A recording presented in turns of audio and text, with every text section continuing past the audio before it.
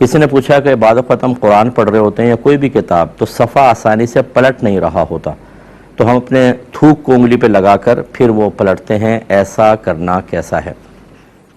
देखिए, मुनासिब नहीं है, क्योंकि थूक बहरहाल अपना थूक पाक तो होता है, लेकिन अगर यही थूक किसी और तक पहुँचाए तो उसको कराहत महसूस होगी। बास तो जूठा पानी नहीं पीते किसी का कि कराहत उनको महसूस होती है। तो ये एक मायूब सा अमल होता है कि आप थूक लगाएं और फिर वो कुरान पाक के सफ़े पे अपना वो थूक लगाएं, जो यकीनी सी बात है कि मैं इसको नाजायज़ या गुनाह नहीं कह रहा हूँ, लेकिन गैर मुनासिब है। और अगर आप ऐसी, जैसे बाज़ नोटों को गिनते हो ना, थूक लगा के गिनेंगे, अब आप उसी टाइम गिन के वो नोट किसी को दें, सामने वाला कराहत सी महसूस करेगा, दूसरी साइड से पकड़ेगा, यार इसने थूक लगा दिया। इसका मतलब है कि थूक से कराहत महसूस होती है। तो इसलिए कुरान पाक पे तो बिल्कुल ना लगाएं। और इसके अलावा कोई दुनियावी किताबें हैं तो फिर उसमें भी थोड़ी एहतियात करें, लोगों के सामने तो बिल्कुल भी ना करें कि इससे शख्सियत का इमेज अच्छा नहीं पड़ता है या नहीं बनता है।